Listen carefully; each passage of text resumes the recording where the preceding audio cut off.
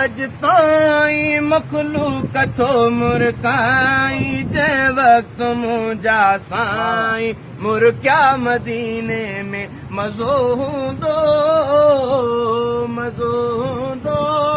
चंड ते ख़बर अॼु ताईं मखलूक थो मुरकाई जंहिं वक़्तु मुंहिंजा साईं मुरकिया मदीने में मज़ो हूंदो दिल दौर जे दीदार जी तोखे मुबारकबाद उन राति ऐं उन वार जी तोखे मुबारकबाद